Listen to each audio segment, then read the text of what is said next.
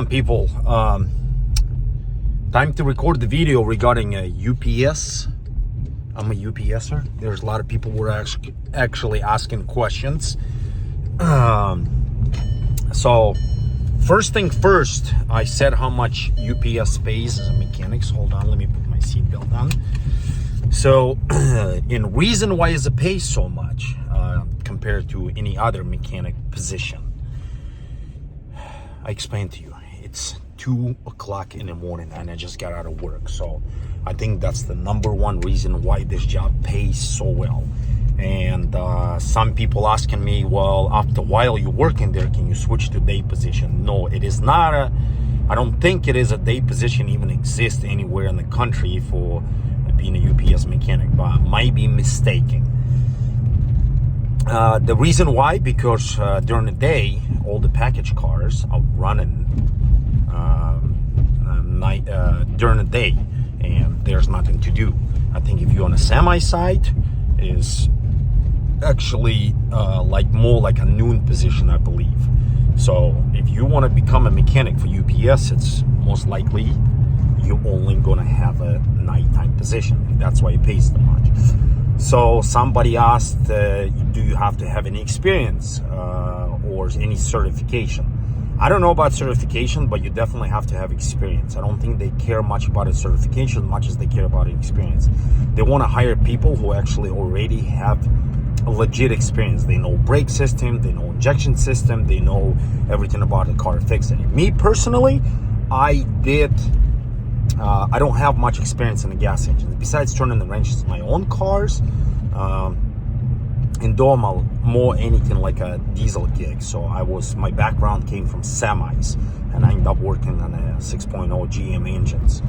So I think if you know how to fix semis, you obviously will figure out how to fix the gas engines. Do we rebuild engines? We do not rebuild engines. We only swing engines. So we swing engines and transmissions. Majority of the time, if you lose oil pressure, for the example, like I have one car right now, you order a new engine, reman engine, and you just swing and put it in. Simple as that. So we do not rebuild engines on site because everything is really somewhat time consuming. Then somebody asked about how great is the facility is. Sorry, I'm not allowed to record the video from a facility, and I'm not going to do it anyways if I did allow to. Facility sucks because UPS in business delivering packages. They're not in business fixing. So it's not like your dealer facility where you have plenty of room to turn around or anything. We have literally 2 bays. And then a third bay, what I'm using, we actually park cars for the night. So it's really tight. There's not enough room for anything. But since this job pays by the hour, that's what it takes. That's what it takes. You do a lot of your work in a lineup. You actually walk to the car. You don't park the car where it's convenient for you. You actually walk to the car and then you figure out what you gotta have, whatever needs to be fixed. So everything is really time consuming. So imagine having 100 cars in a building. You have to figure out exactly the car number you need to fix. So it takes a lot. For me, when I started, it was an absolute nightmare to find the car, and then after a while you actually getting used to it. But once in a while they do change the lineup, the way the cars park, so it's kind of complicated things. So what else? How did I got that job?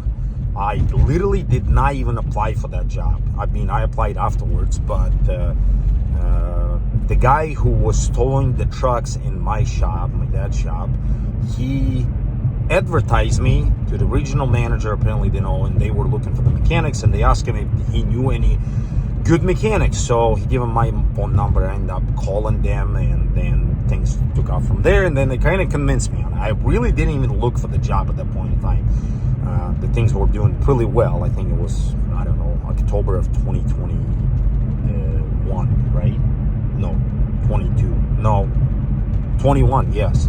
By the time I got on, I think it took almost like 2 months.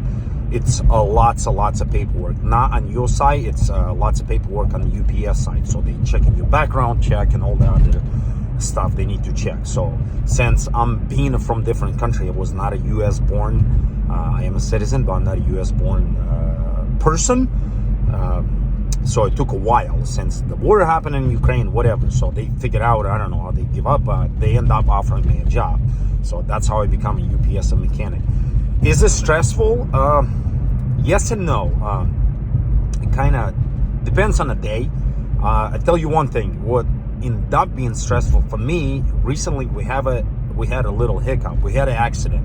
And a driver, it's a human nature, always blaming somebody else's for their own mistakes. So the driver ended up saying lost the brakes and steering. So, and come to find out it was my car from my fleet. So I'll be honest with you, I freaked out like a little girl, because that's like a big deal when there's such a big mechanical failure. And come to find out, there was no lossage of brakes or lossage of steering. Something else happened. I don't know exactly, but it was my hands was clean. And after I see a car in person when I got towed in, but it made me rethink my position, my job position, how much responsibility I have in case if I miss something and I send the car on a delivery and the car can do damage or God forbid kill somebody. So it was pretty stressful evening for me that day when I found out it was an accident. Do we do any roadside assistance deals? Yes, we do.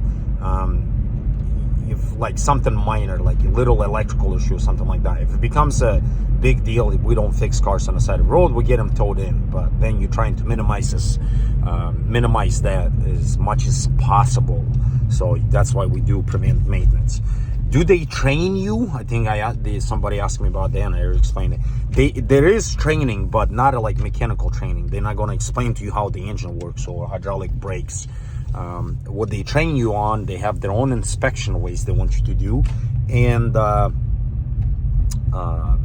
oil changes. They have their own flow deal, like they want you. So because the UPS is trying to run their business official as possible. Sorry for the little laugh, but they trying to be efficient one thing, but then they lose on the other side. But everybody has opinion, like an asshole, I would say. Sorry for my language, but that's just how it goes. So for such big company, what I understood, like being self-employed all my life, like I can see where they making mistakes, but then some other ways I don't see why they doing it that way. So I just go with the flow.